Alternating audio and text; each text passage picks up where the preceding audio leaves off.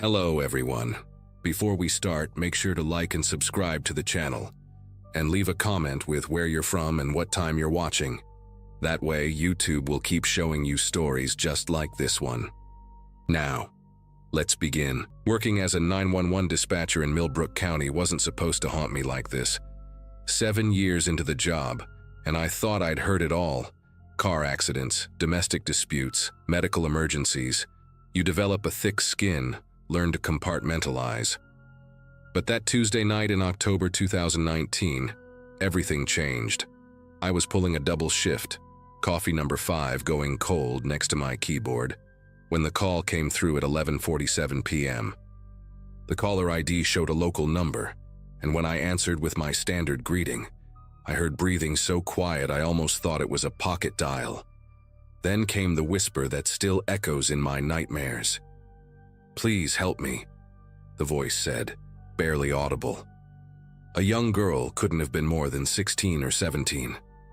"He's here. Tyler's here and he's trying to get in." I immediately flagged it as priority 1 while keeping my voice steady and calm, just like training taught us. My fingers flew across the keyboard, dispatching units to the address that popped up on my screen.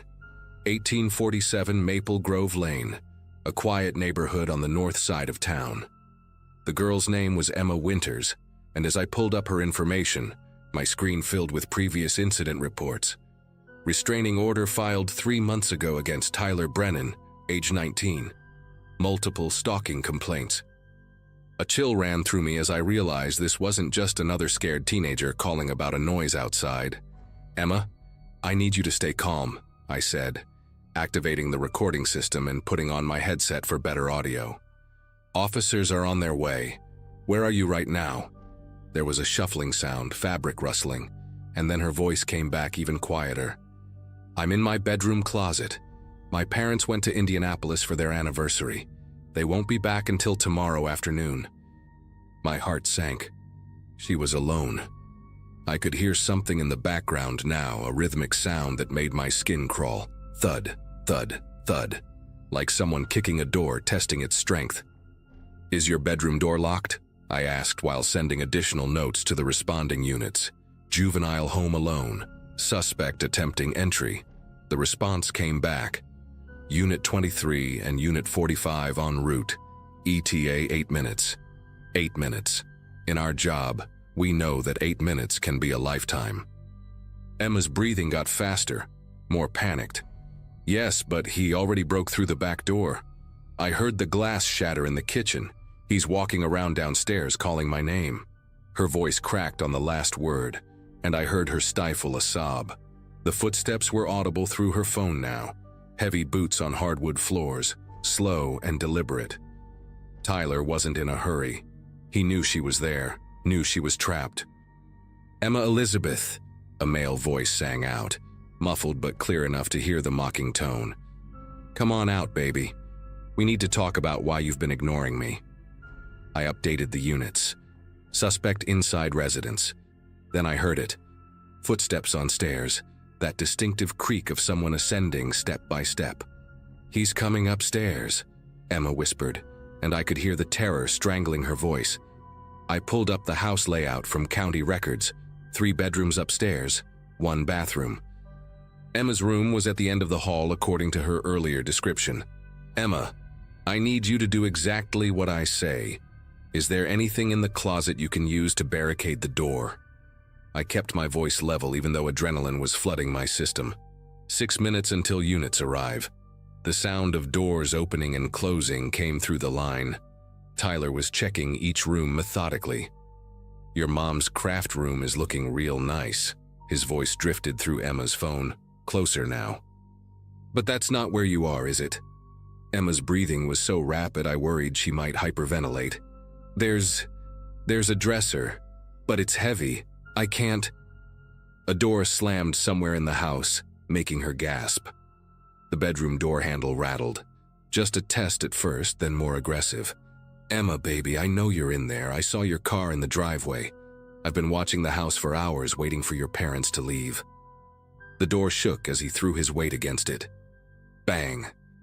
The sound was explosive through the phone, and Emma let out a terrified whimper. "Don't make me break another door tonight. You know how much I hate it when you make me angry." I was typing frantically, updating the units. Suspect at bedroom door. Attempting forced entry, expedite. The response made my stomach turn to ice. Dispatch, Unit 23 here. Major accident blocking Route 47. Having to take alternate route. New ETA 12 minutes. 12 minutes. I wanted to scream at them to drive faster, to go off-road if they had to, but I kept my professional composure. Emma needed me calm. Bang, bang, bang. The door was taking a beating now, and I could hear wood splintering. "Emma, listen to me. Is there a window in your closet?" Sometimes these old houses had weird architectural features. No, she stammered. "Just clothes and... Wait, there's an attic access panel in the ceiling." My fingers flew to pull up the house blueprints again. Built in 1954, standard Cape Cod style. Can you reach it? The banging stopped suddenly and the silence was somehow worse. Then came Tyler's voice, different now, sing-song and playful in the most terrifying way. "I found your diary, Em. All those pages about how much you loved me. Remember when you wrote that you'd die without me?" A pause. Funny how things work out. The banging resumed with renewed violence, and this time I heard the distinct crack of wood giving way. "The panel. I can't reach it." Emma was crying now, no longer trying to stay quiet. "I'm pulling at it, but..." Crash. The bedroom door burst open. I heard Tyler's boots on the carpet, slow and deliberate. "There we go. Now where's my girl hiding?" Through the phone, I could hear closet doors being yanked open. First one, then another. Emma had gone completely silent except for her ragged breathing. I muted my end of the line so Tyler wouldn't hear me, but kept talking, hoping she could still draw strength from my voice. "Emma, stay quiet. Officers are almost there. You're going to be okay." But even as I said it, I knew. We all know when we're lying. The sound of hangers scraping on metal filled my headset. He was at her closet. "Found you," Tyler said, his voice dripping with satisfaction. Emma screamed. What happened next is burned into my memory like a brand. The phone clattered, she must have dropped it, but the line stayed connected. I heard struggling, Emma pleading, "Please, Tyler, don't do this. I'll talk to you, okay? We can talk." His response was cold. "Too late for talking. You had your chance. 3 months of chances." There were sounds of a struggle, things falling, breaking. Emma was fighting back. "Good girl," I thought desperately. "Keep fighting. Buy time." "Unit suspect has made contact with victim," I transmitted, my professional mask finally cracking. "Code 3, repeat, code 3. Through the chaos, I heard Emma's voice stronger than I expected. "You're sick, Tyler. That's why I left. You need help." Wrong thing to say. The sounds that followed, I can't adequately describe them. Violence has a particular audio signature when you're helpless on the other end of a phone line. 7 minutes until units arrive. By the time I heard the sirens through Emma's phone, it had been quiet for almost 2 minutes. Not the kind of quiet that means everything's okay, the kind that sits heavy in your chest like wet cement. I stayed on the line, talking to no one, saying Emma's name over and over. When the officers finally entered the house, I heard their boots, their shouts of, "Police, show yourself." Then finally one of them must have found the phone because I heard Officer Daniel's familiar voice. "Dispatch, we need EMS now, and notify the coroner." My supervisor had to physically remove the headset from my head. I couldn't let go. In my 7 years as a dispatcher, I'd lost callers before. Heart attacks where EMS didn't make it in time, car accidents that were too severe. But I'd never lost someone like this. Someone who was alive and fighting just minutes before. Someone whose last words I heard. Tyler ran, of course, jumped out Emma's bedroom window and disappeared into the woods behind the house. The manhunt started immediately. State police, helicopters, K9 units, the works. Emma's parents came home to news vans and crime scene tape instead of their daughter. The media latched onto the story like vultures. Teen girl dies while on phone with 911. It 12 minutes too late, a system failure. They played edited portions of my call with Emma, her terrified whispers becoming sound bites for the evening news. Reporters camped outside the dispatch center, shoving microphones at anyone in uniform. The department put me on administrative leave pending investigation. Standard procedure, they said, but it felt like blame. I sat at home watching the coverage, watching them debate response times and budget cuts and whether we needed more officers on night shift. None of it would bring Emma back. They caught Tyler 3 days later, hiding in his uncle's hunting cabin 2 counties over. He pleaded guilty to avoid the death penalty, got life without parole. At the sentencing, Emma's mother looked right at me. I'd been called to testify about the call. I expected hatred in her eyes, blame for not somehow doing more. Instead, she mouthed, "Thank you," and I broke down completely. She found me after in the courthouse bathroom where I was splashing water on my face. "You stayed with her," she said simply. "She wasn't alone. That matters." I returned to work eventually, but nothing was the same. Every call could be another Emma. Every delay could cost a life. I lasted 6 more months before I quit, moved to a different state, took a job in IT where the worst emergency is a server crash. But on quiet nights, I still hear her voice, still see that timer counting down minutes we didn't have, still wonder if there was something, anything I could have said or done differently. The answer is always no, and that's what haunts me most. The radio static that night had a different quality to it, sharper, almost metallic. November 18th, 2021, and I was 3 hours into my dispatch shift at the sheriff's department in rural Wyoming. My name's Carla, and I'd been handling overnight dispatch for about 4 years at that point. The job mostly involved monitoring our deputies on patrol, taking the occasional call about loose cattle or domestic disputes, and trying to stay awake through the long stretches of nothing.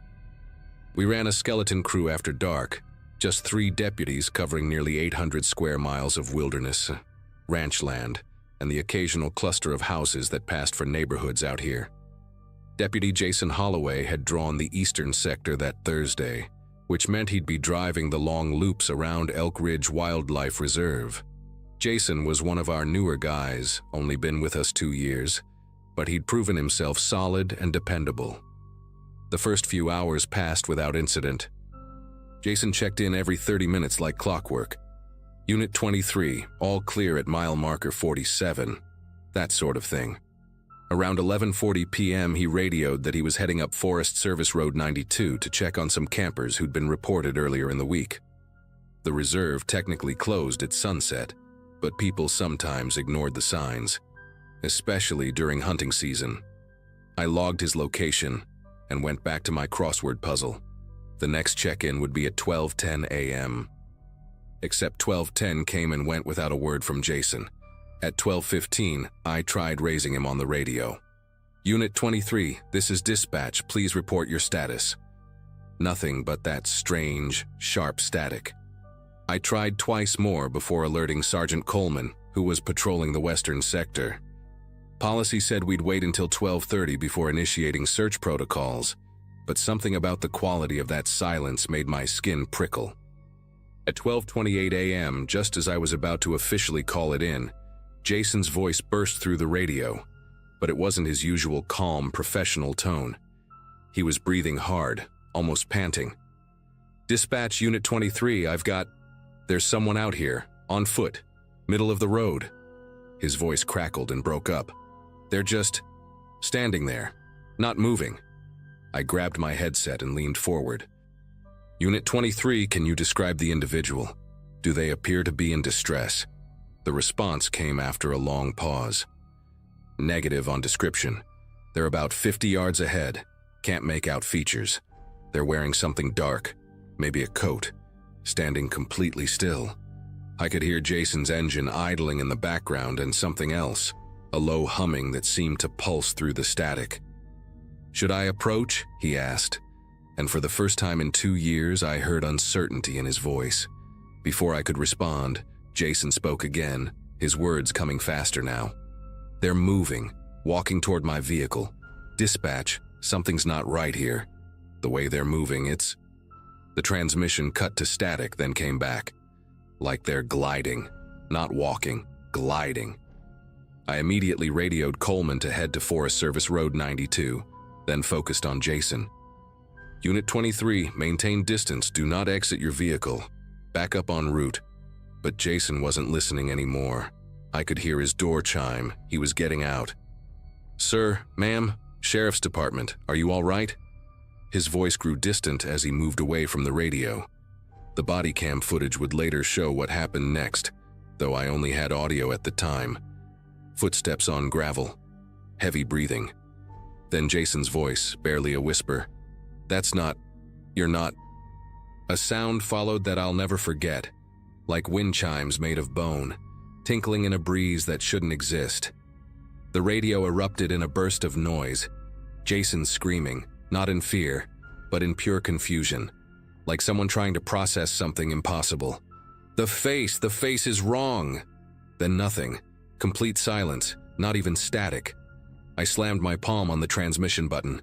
Unit 23, Jason, respond immediately. My voice cracked as I repeated the call over and over. Coleman radioed that he was 15 minutes out, pushing his cruiser hard on those winding mountain roads. I alerted Sheriff Morrison and initiated a full emergency response. Every available unit, volunteer firefighters, even some off-duty officers who lived nearby. Everyone converged on Forest Service Road 92. Those 15 minutes waiting for Coleman to arrive stretched like hours. I kept trying to raise Jason, switching between professional protocol and desperate pleading. Jason, if you can hear this, just key your mic. Just let us know you're alive. Coleman arrived at Jason's last known position at 12:51 a.m. His voice came through tight with worry. Dispatch, I've located Unit 23. Vehicle is running, driver door open, lights on. No sign of Deputy Holloway. I could hear him moving around the scene. His sidearm is on the ground beside the vehicle, magazine full. Doesn't appear to have been fired. Radio handset is hanging outside the door. More footsteps, quicker now. There's marks in the gravel, like something was dragged. But they just stop about 20 feet from the vehicle. Just stop dead. The sound of Coleman's breathing filled my headset as he followed the drag marks. His badge is here, and his boot, just one boot, left foot. The sheriff arrived 10 minutes later with 3 more units. They set up a perimeter and began a systematic search, but the forest seemed to swallow their flashlight beams. The darkness beyond the road felt hungry, alive in a way that made no sense. The search continued through the night. Dogs were brought in at first light, but they refused to follow any trail past where the drag marks ended.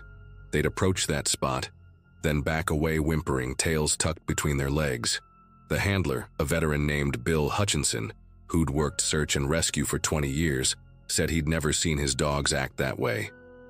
Around 7 a.m., Deputy Melissa Thorne found Jason's other boot nearly a quarter mile into the forest, placed neatly at the base of a pine tree like someone had set it there deliberately. His duty belt was discovered an hour later, hung precisely over a branch 15 feet off the ground. No one could explain how it got there. The tree trunk was smooth, no low branches to climb. Each item we found was clean, undamaged, arranged with an unsettling care that made my stomach churn. The body cam footage, when we finally reviewed it, only deepened the mystery. The video started normal enough, Jason driving down the dark forest road, headlights cutting through the darkness.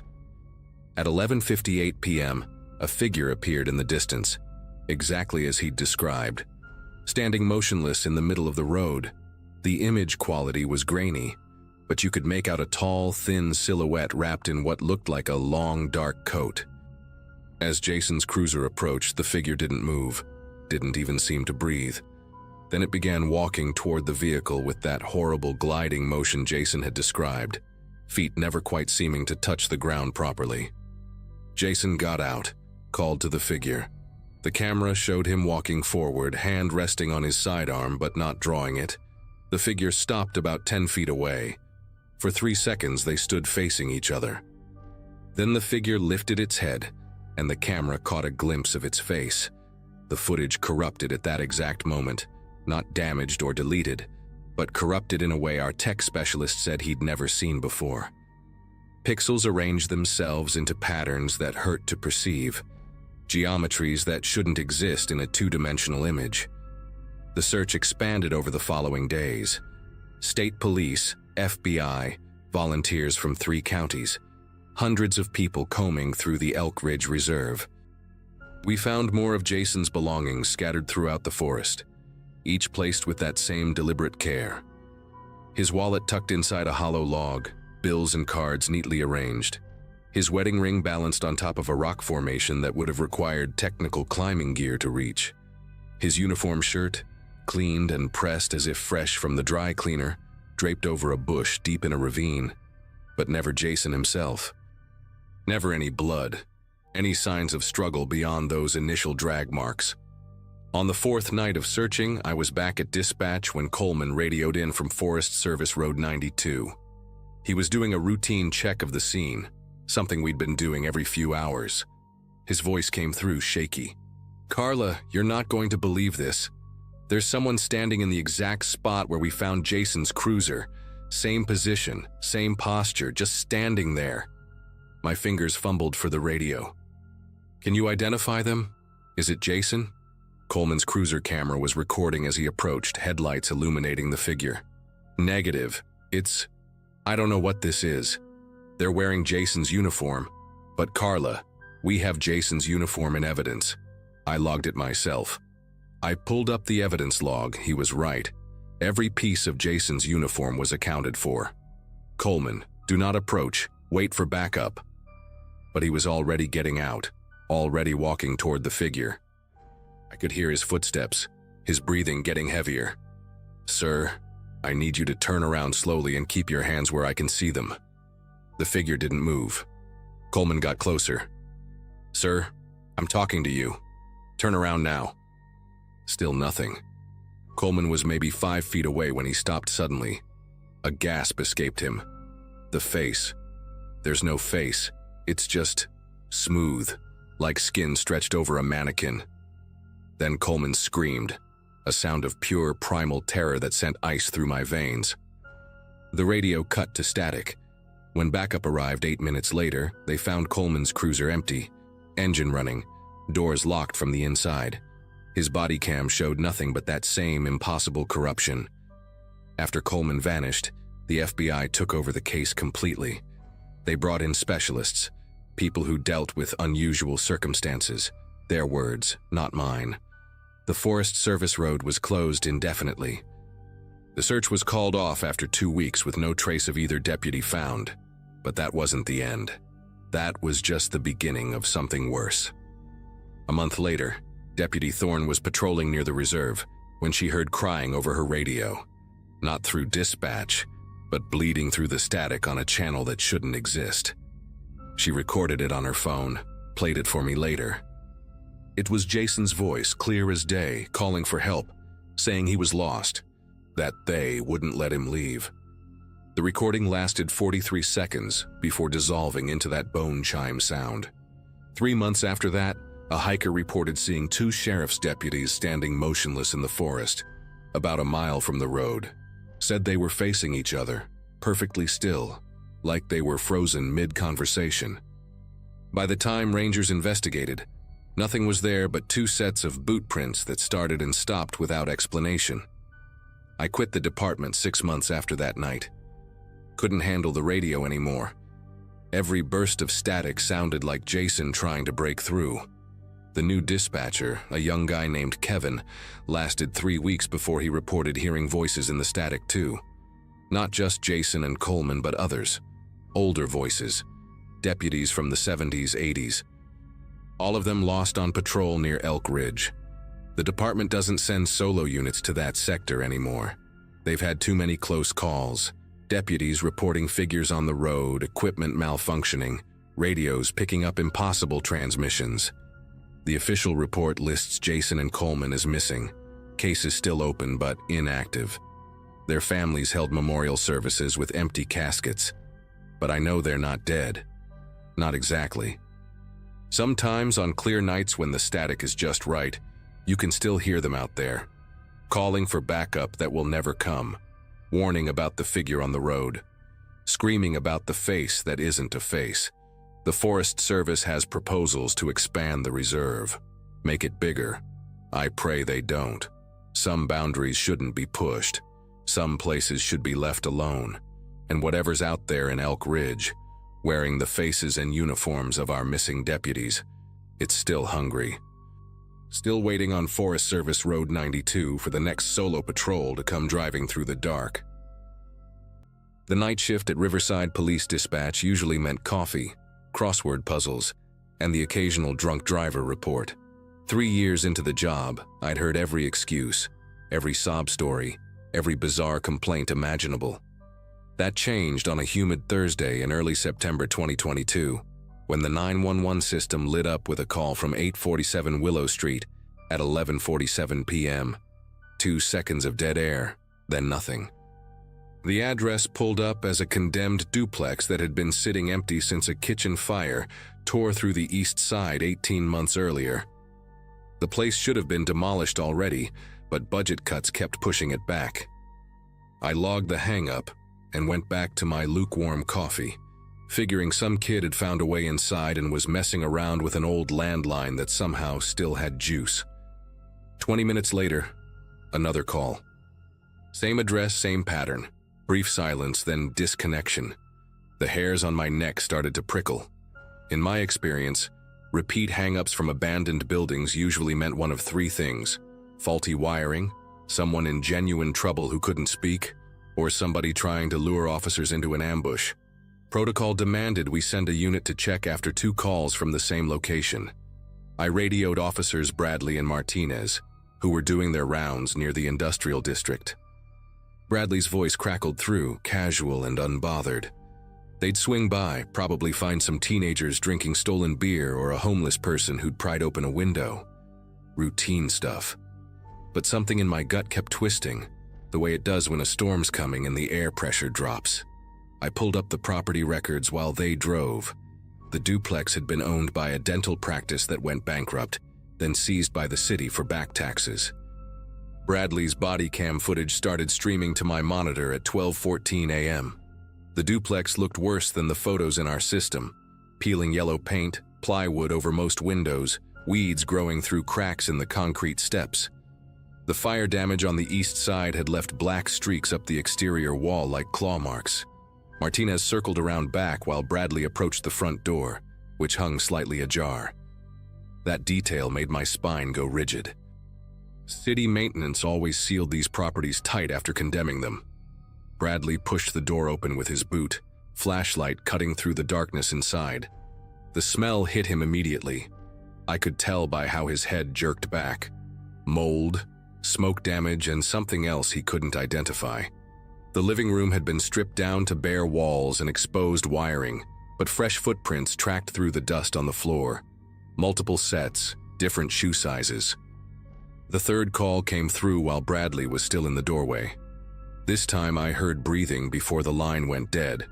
Ragged, almost panting.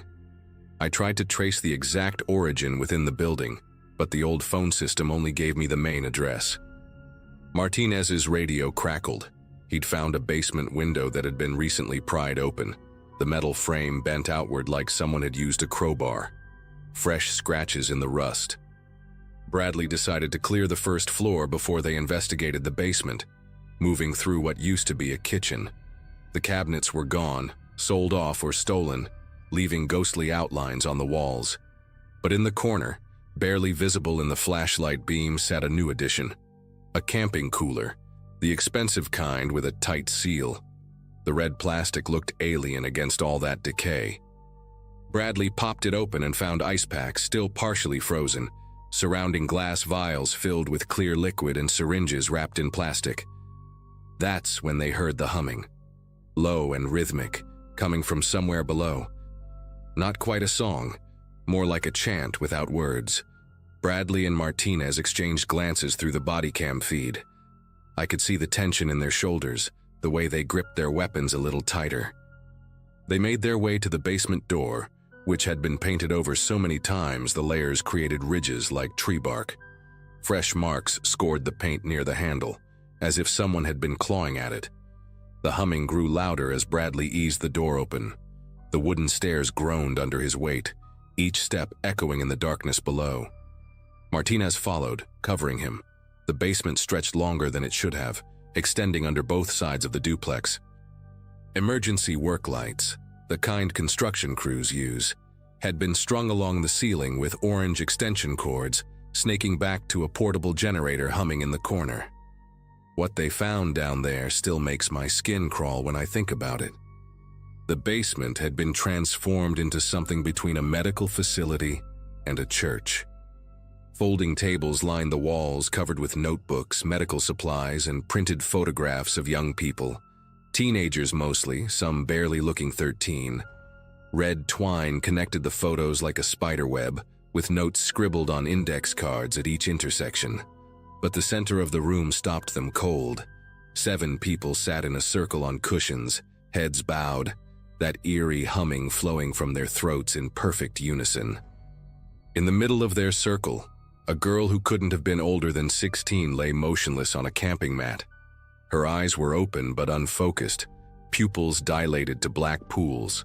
Strange symbols had been drawn on her arms with what looked like permanent marker. Not satanic stuff, but geometric patterns that seemed to shift in the work light's harsh glare. An IV drip ran into her left arm, the bag hanging from a music stand someone had repurposed. Bradley announced police presence, his voice booming in the confined space. The humming stopped instantly, like someone had yanked a plug from a socket. 7 heads turned in perfect synchronization, and that's when I saw their faces clearly on the body cam. They weren't what I expected, no wild hair or crazed expressions. These people looked normal, almost professional. 3 women and 4 men, ages ranging from maybe 25 to 50, dressed in clean casual clothes like they'd just come from an office job. The oldest man, gray-haired with wire-rimmed glasses, smiled at the officers with the practiced warmth of a pediatrician. He introduced himself as Dr. Harold Vance, speaking in a voice smooth as melted butter.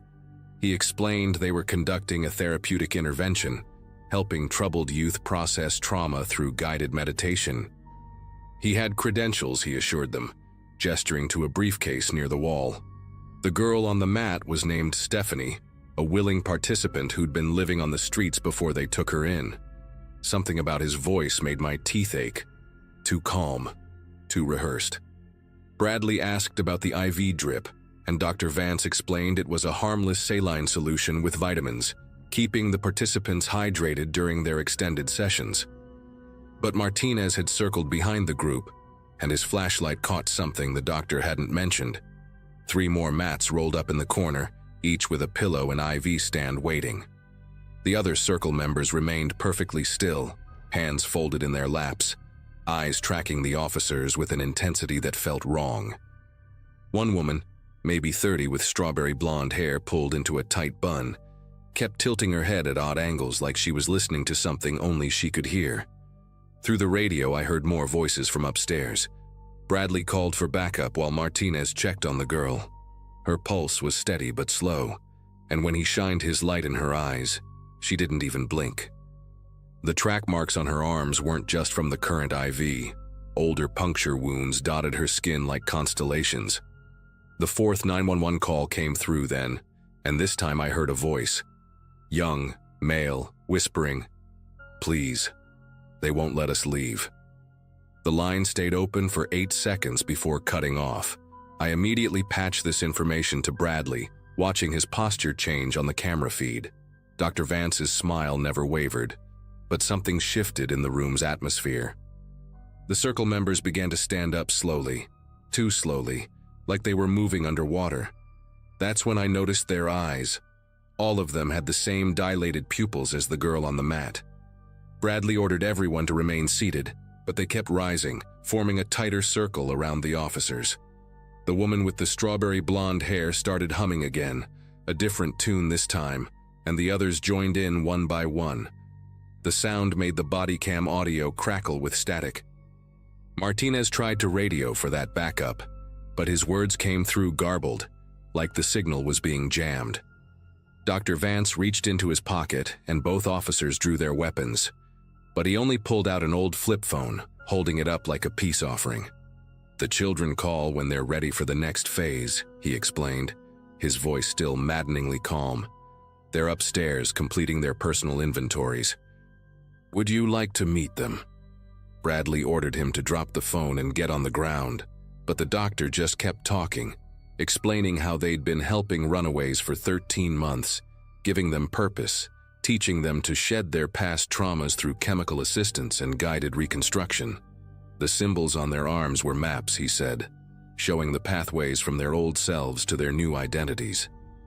Behind him, one of the younger men in the circle pulled out a notebook and began sketching frantically, his hand moving across the page in sharp mechanical movements. Even from the body cam footage, I could see he was drawing floor plans of the police station. The backup units arrived just as things went sideways. 4 more officers thundered down the stairs, and the circle members scattered like roaches when you flip on a light. But they didn't run randomly. They moved with purpose, each taking a predetermined route. 2 went for the notebooks on the tables, shoving papers into their mouths and chewing frantically. Another grabbed the IV bags, puncturing them with a pocket knife so the contents spilled across the concrete floor. The strawberry blonde woman dove for the girl on the mat, trying to drag her toward a door I hadn't noticed before, hidden behind a tall filing cabinet. "Dr. Auer." Vance stood perfectly still in the chaos, hands raised, still wearing that horrible smile. "You're interrupting crucial work," he said as Bradley cuffed him. "These children came to us broken. We're simply helping them become whole again." Martinez and another officer secured the girl, who was starting to mumble incoherently about doorways and numbers that didn't add up right. They found 12 more kids upstairs, all between 14 and 19, sitting in separate rooms throughout the duplex. Each one had those same geometric symbols drawn on their skin, each one in various stages of whatever process this group had been putting them through. Some were alert but confused, asking when their next session would be. Others barely responded to their own names. The worst part was the journals they found. Hundreds of pages where these kids had been made to write out their entire life stories over and over, each version slightly different, until they couldn't remember which parts were real. The whole operation unraveled over the next few weeks.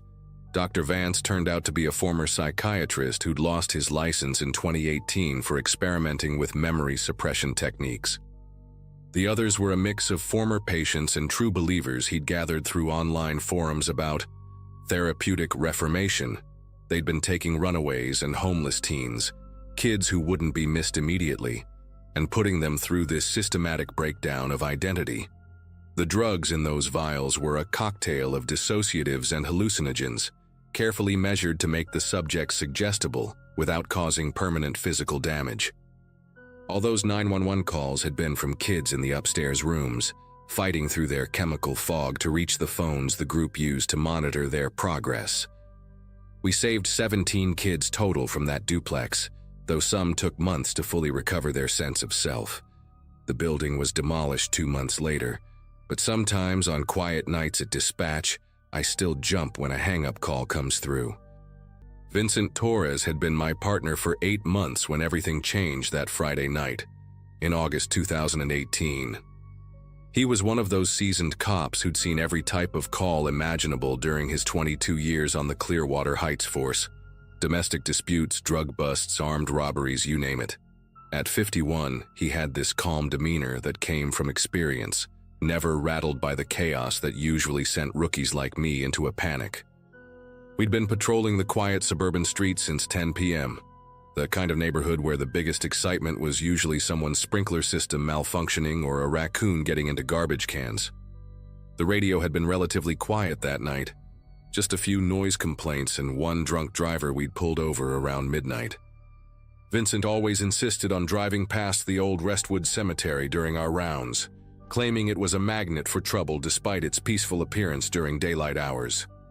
The cemetery stretched along the entire eastern border of the Maple Grove subdivision, its wrought iron gates often left unlocked by the careless groundskeeper.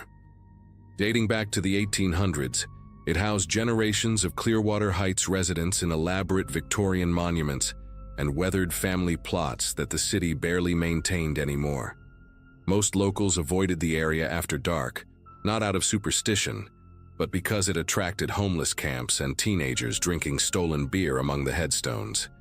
Vincent had arrested more kids there than anywhere else on our beat. The street lamps cast an eerie glow across the cemetery entrance, creating long shadows that danced between the old oak trees. As we approached the gates around 2:30 a.m., Vincent slowed our patrol car to his usual crawling pace, scanning the grounds for any signs of trespassers. That's when we both saw her, a small figure standing motionless between two tall granite headstones, barely visible in the dim light filtering through the cemetery's ancient trees. "Jesus Christ," Vincent whispered, immediately pulling the car to a stop and grabbing his flashlight. The child appeared to be around 7 or 8 years old, wearing what looked like a pale nightgown that seemed to glow against the darkness. Her long, dark hair hung loose around her shoulders, and she stood completely still, as if she were part of the cemetery itself. Vincent and I exchanged glances. Finding a child alone in a graveyard at nearly 3 a.m. wasn't just unusual, it was deeply disturbing. My training kicked in as I radioed dispatch to report a possible missing child, while Vincent stepped out of the car with his hands raised in a non-threatening gesture. The little girl didn't move, didn't acknowledge our presence, just continued staring straight ahead at something we couldn't see. Her bare feet were clearly visible against the dark grass, and I wondered how long she'd been standing there in the August heat.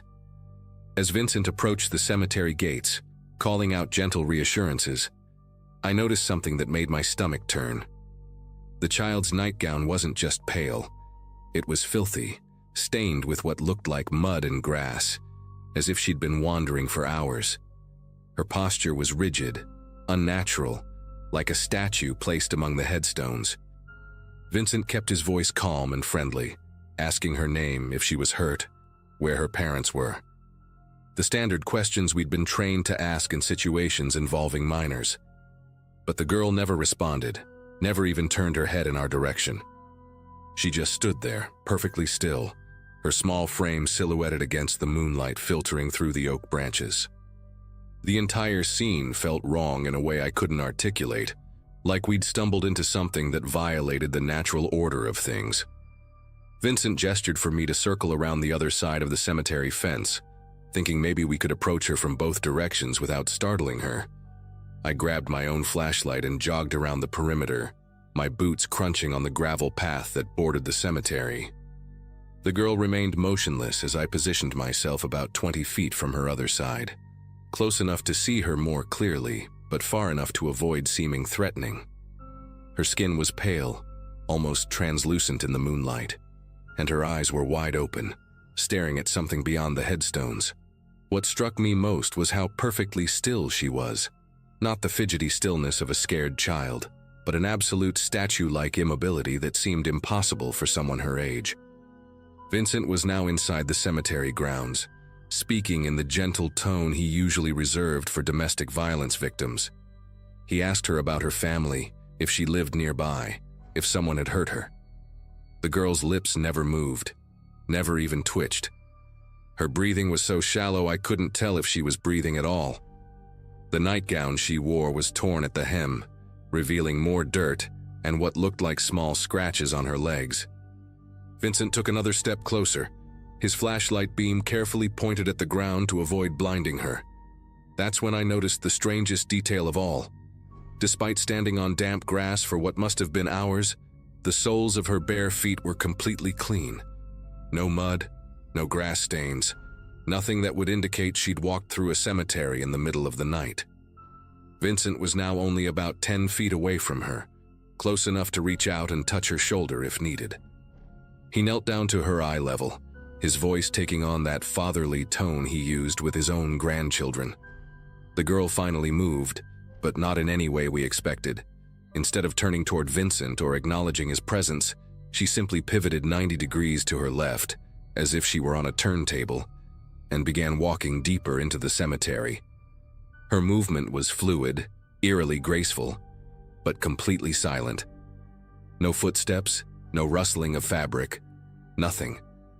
Vincent called out for her to stop, but she continued walking between the headstones, her white nightgown becoming harder to see as she moved away from the streetlights. Both Vincent and I followed her path, our flashlights cutting through the darkness as we tried to keep her in sight. The cemetery was larger than it appeared from the street, with winding paths that led deeper into sections dating back over a century.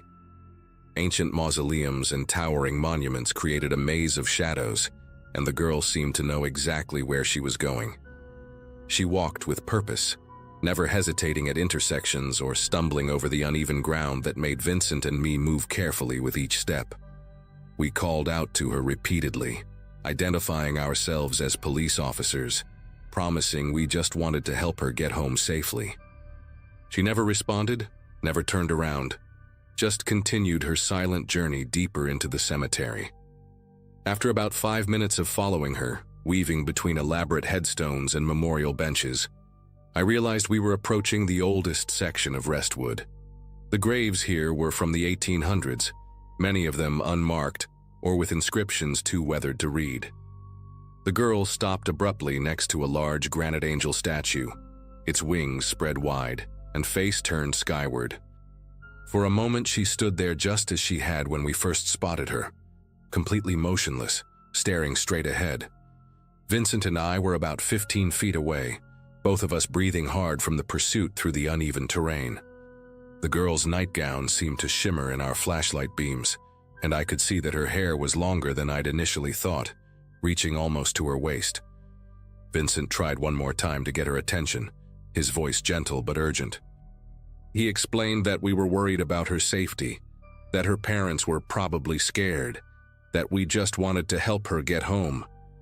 The girl turned her head slightly, just enough that we could see her profile in the dim light. Her face was serene, almost peaceful, but her eyes were completely black in the darkness. Then, without any warning or gradual movement, she simply wasn't there anymore. 1 second she was standing next to the angel statue. The next second the space was empty. Vincent and I both rushed forward, searching frantically with our flashlights, but found nothing except undisturbed grass and the cold granite of the memorial.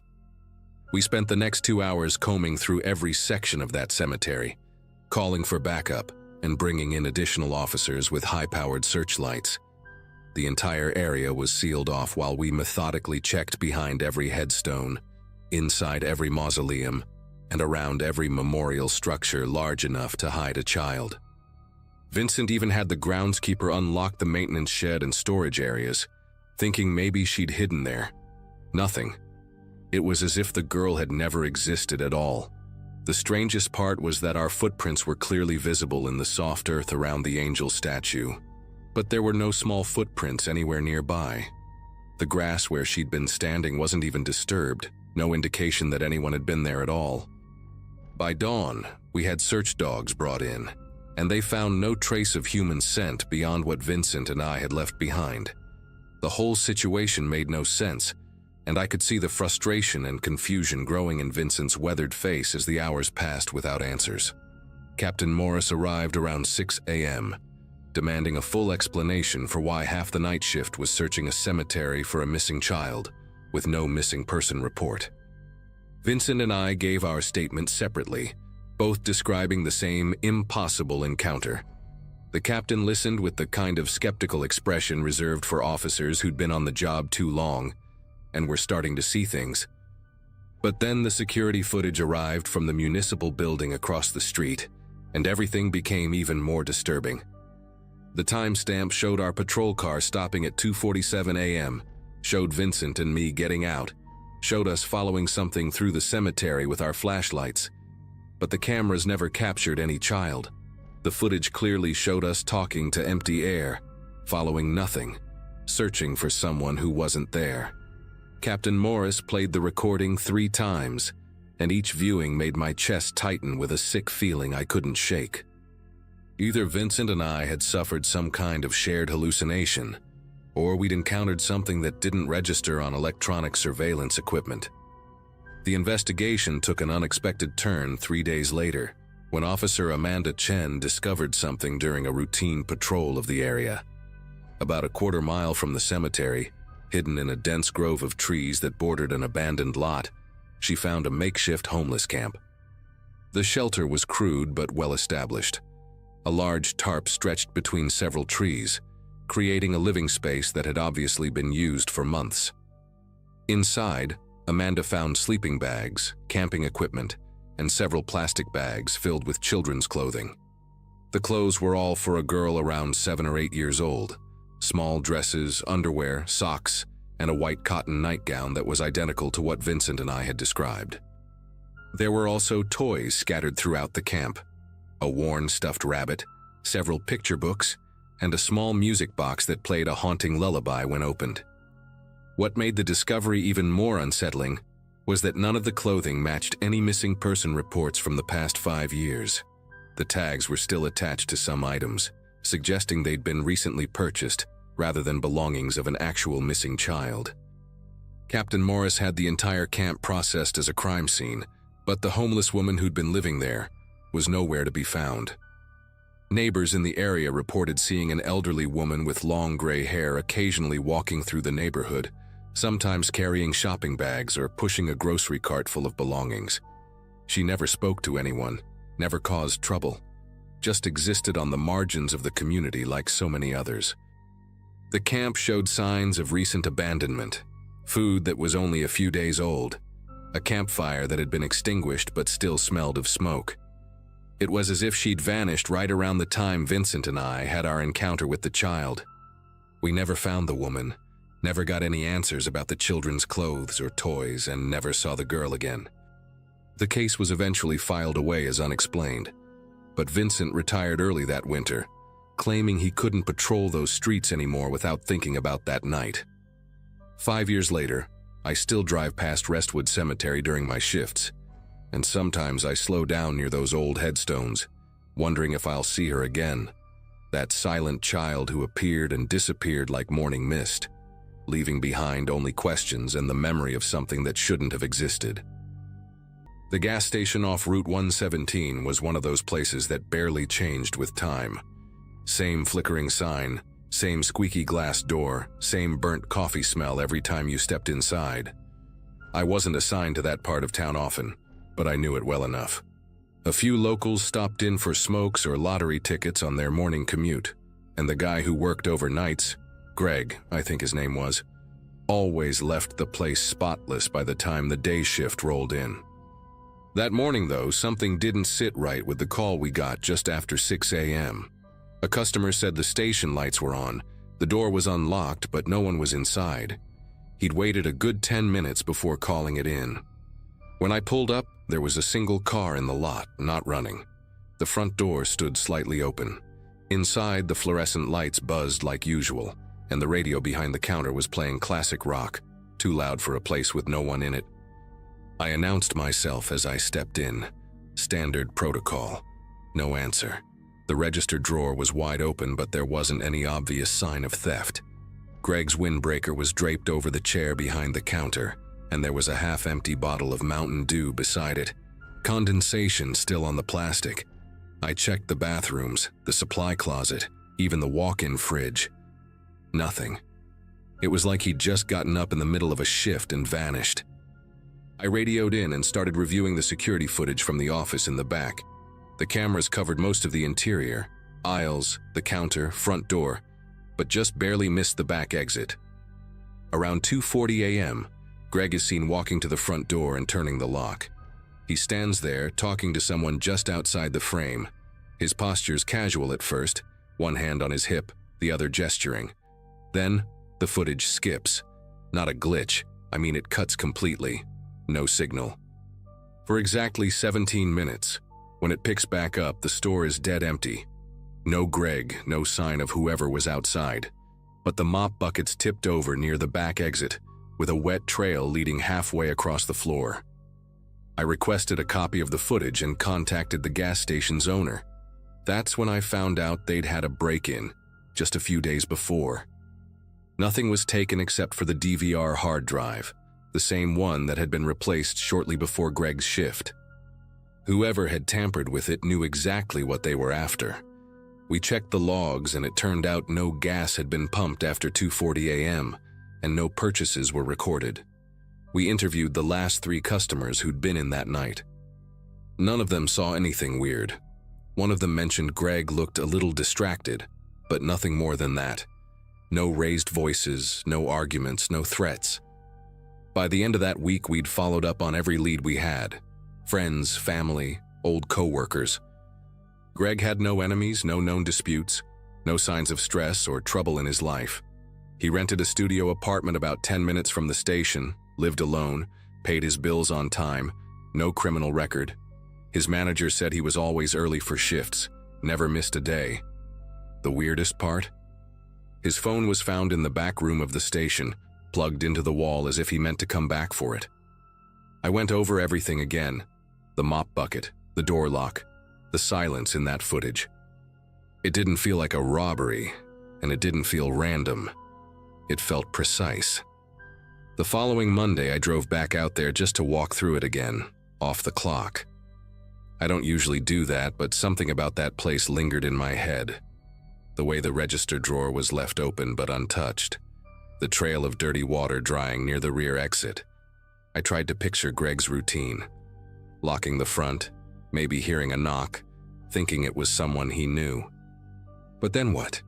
There were no drag marks, no overturned shelves, not even a scuff on the tile. And yet, he was gone. Like a hole had quietly opened up under his feet and swallowed him whole. 2 weeks later, I got called to a completely different location, another gas station across the county. This one was newer, part of a chain.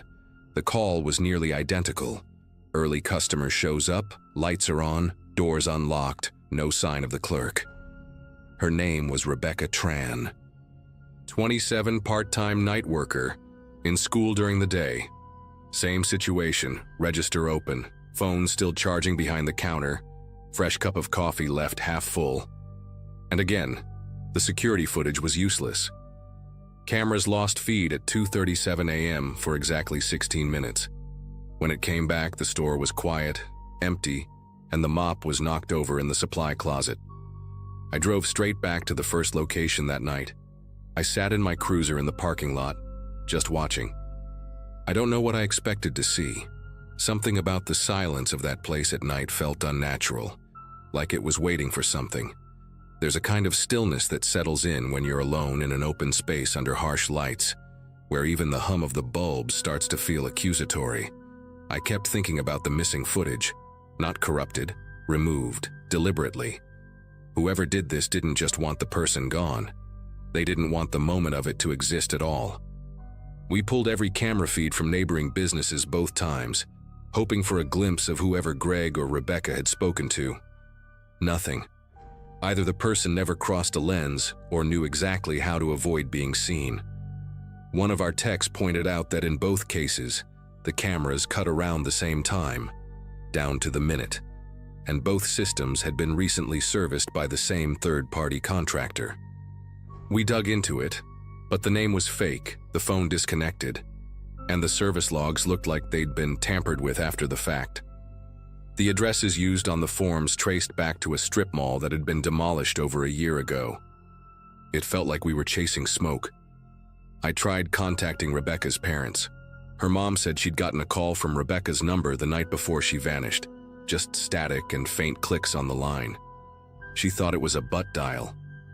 But now that she thought about it, she said there was something rhythmic in the static, not like interference, more like breathing. I couldn't tell her what to make of that. I didn't know myself. At some point, it stopped feeling like a missing persons case and started feeling like a message. The problem was, I didn't know who it was meant for, or if it was still unfolding. A month after Rebecca disappeared, both gas stations quietly closed. Corporate cited security concerns but never gave a public statement. The night shifts were never filled again. I still drive past the one on Route 117 sometimes. The sign's still there, unlit, and the pumps are wrapped in yellow tape, sun-faded and fluttering in the wind. Every time I pass it, I can still picture Greg standing behind the counter, counting scratch-offs and talking to some shadow just out of view. And I always wonder what happened in those missing minutes. What he saw, what he heard, what made him walk away from everything without a trace. They moved me to traffic detail 6 months later. I didn't fight it.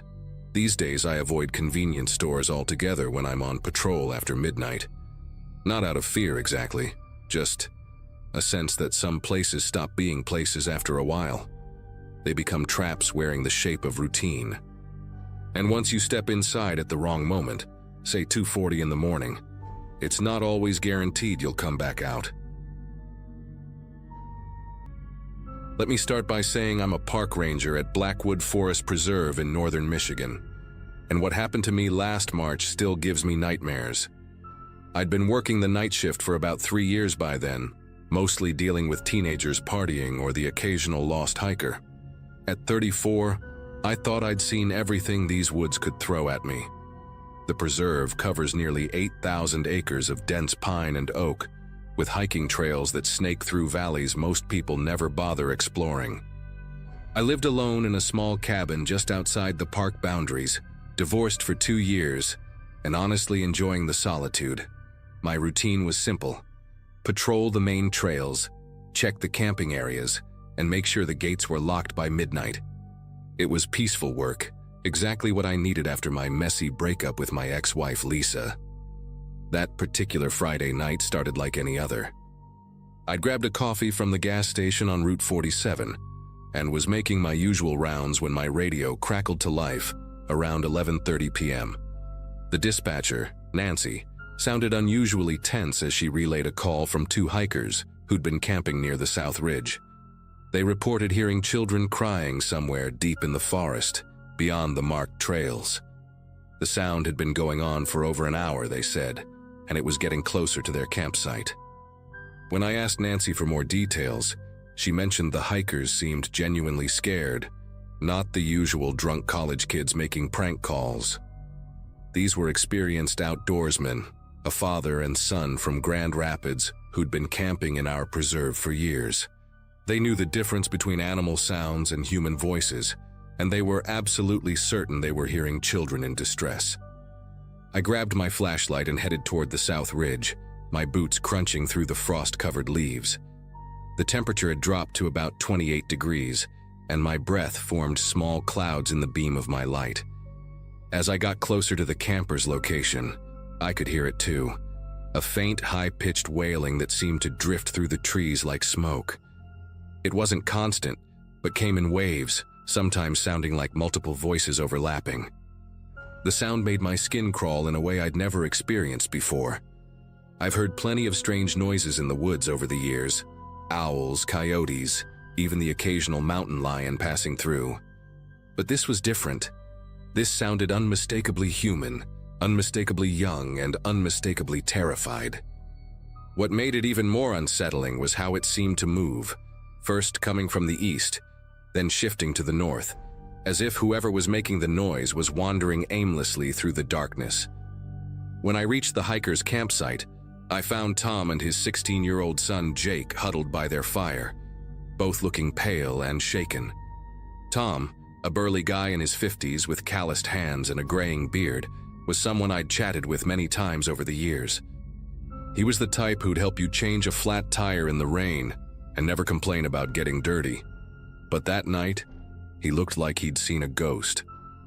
Jake kept glancing toward the tree line, his young face tight with anxiety. They told me the crying had started around 9 p.m., just as they were settling in for the night. At first, they thought it might be someone playing a prank, but as the hours passed and the sounds continued, they realized something was seriously wrong. Tom had even tried walking toward the noise with his own flashlight, but every time he got close, the crying would stop completely, only to resume from a different direction minutes later. They'd called 911 because they were worried someone might be hurt or lost, but they were also genuinely frightened by how unnatural the whole situation felt. I decided to investigate further, telling Tom and Jake to stay put while I ventured into the woods. The crying had gone quiet for about 10 minutes, but I could still feel an oppressive weight in the air, like the forest itself was holding its breath. I followed what looked like a deer path heading northeast, deeper into the preserve than most visitors ever went. The beam of my flashlight cut through the darkness, illuminating twisted branches and shadows that seemed to dance just beyond my vision. After walking for maybe 20 minutes, I stumbled upon something that made me stop dead in my tracks. There, carved into the bark of a massive oak tree, were crude drawings that looked like they'd been made with a knife or sharp rock. They showed stick figures of adults and children, but the children were always separated from the adults, sometimes with lines drawn between them like barriers. Some of the drawings had what appeared to be tears coming from the stick figures' eyes. The carvings were fresh. I could still see sap bleeding from the cuts.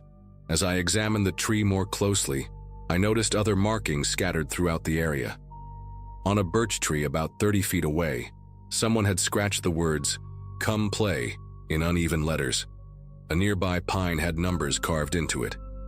3, 7, 12, with no apparent pattern. But what really sent chills down my spine was what I found behind a cluster of thick bushes. Hidden from view was a makeshift shelter, not the kind you'd expect from a typical homeless camp, but something more deliberate and unsettling. Tarps and branches had been woven together to create a low, tunnel-like structure that you'd have to crawl to enter. Around the shelter's entrance, someone had arranged dozens of small objects, children's toys, mostly broken or dirty, along with pieces of clothing that looked like they'd been there for months. There were stuffed animals with missing eyes, a red wagon with 3 wheels, and several pairs of small shoes lined up in a neat row. The smell coming from inside the shelter was sour and organic, like rotting food mixed with something else I couldn't identify. I radioed for backup immediately, my voice probably betraying more fear than I intended. Within an hour, 2 county sheriff's deputies arrived along with Detective Angela Foster, a sharp-eyed woman in her 40s who specialized in missing persons cases. We cordoned off the area and began a thorough search of the shelter and surrounding woods. Inside the makeshift dwelling, we found sleeping bags, canned food, and dozens of handwritten notes scattered across the ground. The notes were all in the same handwriting, rambling messages about bringing the lonely ones home and teaching them to sing the right songs.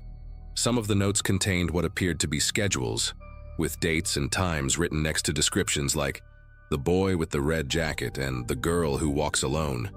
Detective Foster bagged everything as evidence, her expression growing grimmer with each item we uncovered. But the most disturbing discovery was a collection of photographs tucked inside a waterproof container. Pictures of children playing in parks, walking to school, or riding bikes, all taken from a distance with a telephoto lens. The investigation that followed revealed details that still make my skin crawl. The shelter belonged to a man named Carl Hendricks, a 47-year-old drifter who'd been living off-grid in various forest preserves across the Midwest for over 6 years. He'd been reported missing by his sister in Wisconsin back in 2017, but nobody had been actively looking for him. What made the case even more chilling was the discovery that Hendricks had been using recordings of children crying, actual recordings he'd somehow obtained, to lure people deeper into the woods. He'd hidden small battery-powered speakers throughout the forest, controlled by a remote device he kept in his shelter. The plan, according to the notebooks we found, was to attract concerned adults who would come looking for distressed children, then somehow overpower them when they were alone and vulnerable. Detective Foster told me they found evidence linking Hendricks to at least 3 missing persons cases from neighboring states, all involving people who disappeared while hiking or camping in remote areas. The most unsettling part was that we never found Hendricks himself. By the time we discovered his camp, he'd already vanished into the wilderness. The manhunt that followed lasted 3 weeks and involved search teams from 5 different counties.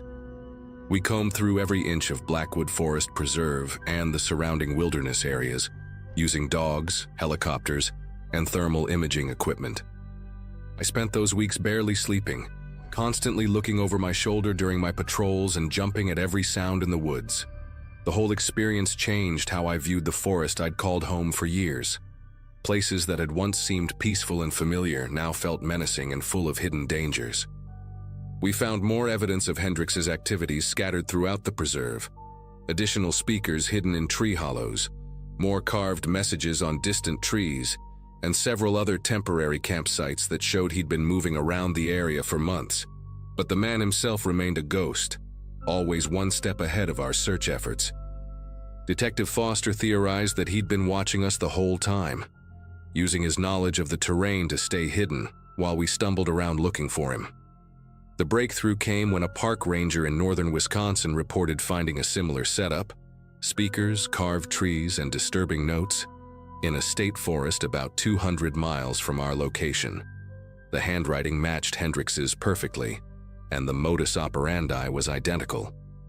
Local authorities set up surveillance around the Wisconsin site, and after 4 days of waiting, they finally spotted him. The arrest happened at dawn on a Wednesday morning in April. Hendrix didn't resist when the officers approached his new campsite, almost as if he'd been expecting them. He was gaunt and wild-looking with matted hair and clothes that hadn't been washed in months.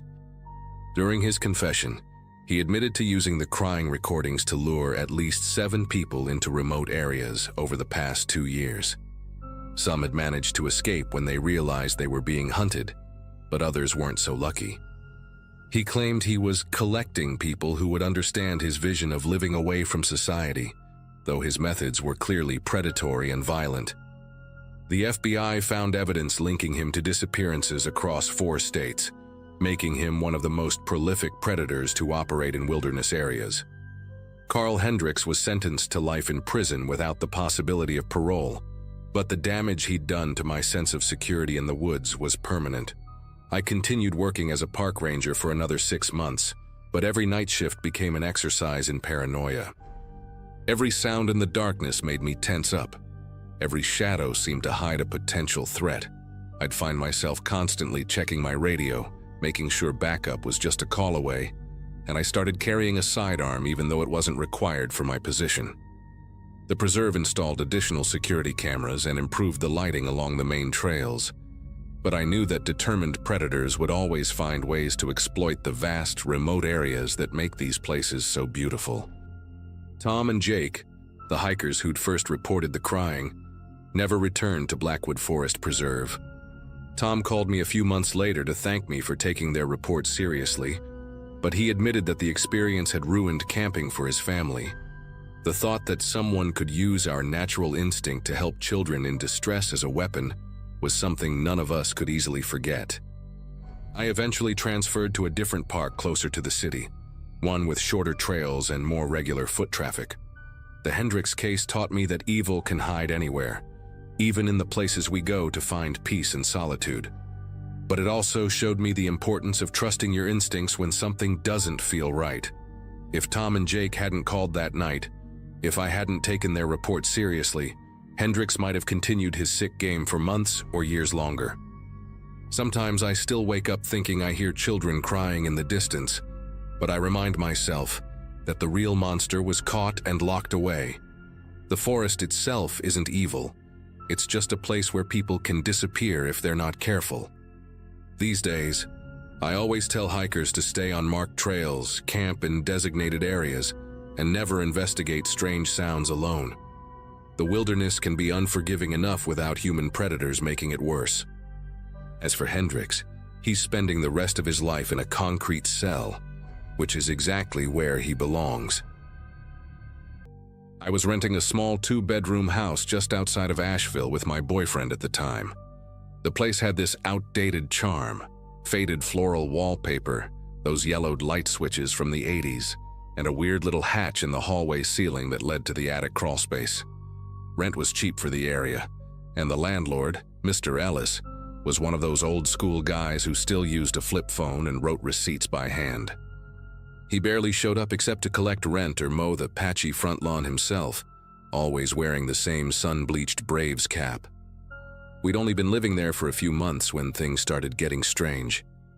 At first, it was little things. My boyfriend Kyle thought I was the one misplacing stuff. Remote on the floor, pantry door half open, a towel knocked off the hook in the bathroom. I brushed it off, figured it was the wind or maybe I'd done it without thinking. But then came the noises. Subtle at first, soft creaks at night like wood settling, which every old house has.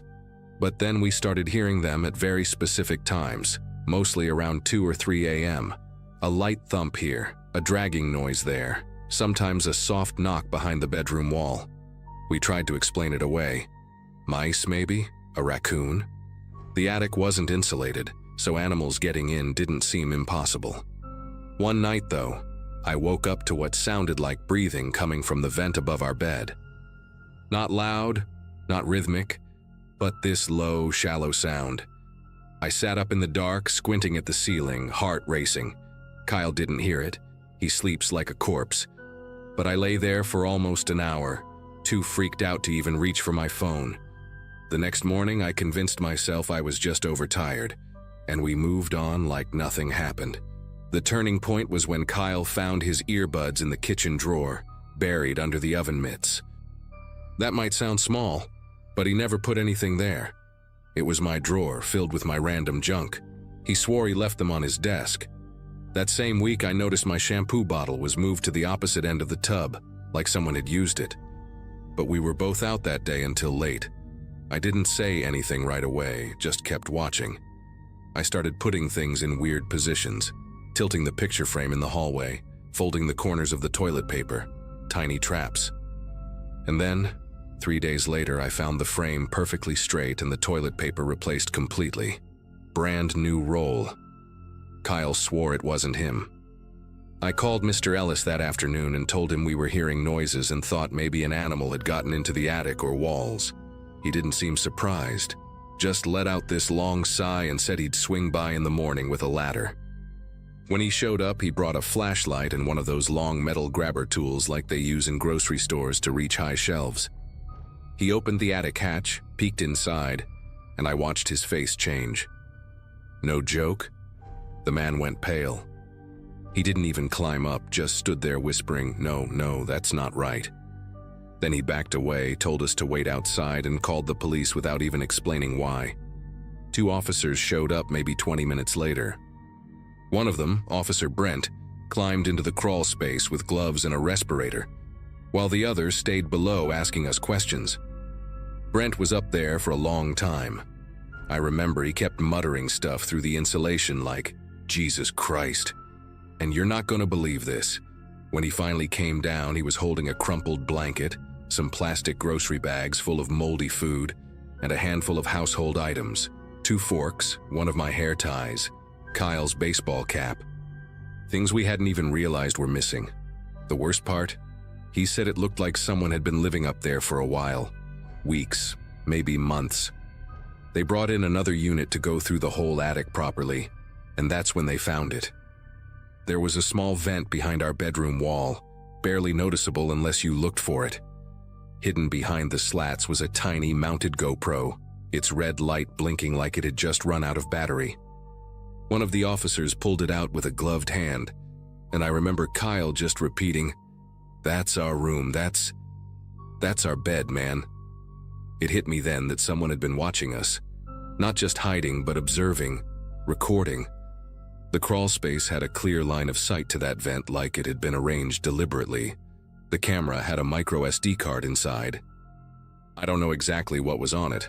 Police never showed us the footage, but I overheard one of them outside say it had weeks of recordings. They confiscated it immediately. That night, Kyle couldn't sleep. I couldn't even walk past the hallway without checking the ceiling. We sat in the living room with all the lights on, barely speaking.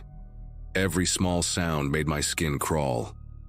At one point, I caught myself staring at the vent again, wondering how many nights I had gotten dressed, slept, or cried in that room while someone was right above us, watching through a tiny slit in the wall. We moved out 2 days later. I didn't even wait for the official notice. I packed a bag, called my sister who lived across town, and begged her to let us crash in her guest room. Mr. Ellis was understanding, maybe even embarrassed. He said he'd cover the cost of breaking the lease and didn't ask questions. I don't think he wanted to know more than he already did. Police never gave us a name or said whether they caught anyone, but the implication was clear. Whoever had been living in that crawl space had access to our house probably from the start, and we'd never known. They could have come down while we were sleeping. Hell, they could have stood in the hallway while we were watching TV and we'd have chalked it up to shadows or our imagination. Weeks passed, and I still checked vents in every room I entered. I started locking the bathroom door even when I was home alone. Kyle and I didn't last long after that. He tried to pretend it didn't mess him up, but I think it shook him more than he let on. I remember one night I found him just standing under the hallway hatch, flashlight in hand, not saying a word. I asked what he was doing, and he just said, "Trying to hear if they ever left." We didn't talk about it after that. A detective called me about a month later, said they found fingerprints but no match in the system. All they could say was that it wasn't a homeless squatter. The setup was too deliberate, too clean in its own twisted way. Whoever it was had picked us, picked me specifically, judging by the placement of the camera. That part stuck with me the most. Not the fact that someone was living above my ceiling, not even the idea that they watched me sleep. What I still think about is that out of every house on that street, they chose mine. They chose me. And I have no idea why. I live in a third-floor apartment now. No attic, no crawl space, no vents I can't see into. Every once in a while I still dream about the blinking red light, and I wake up feeling like someone's just stepped back into the shadows. I don't know if they ever caught the person. I never went back to ask. Maybe that's what scares me the most. Not knowing if they're still out there.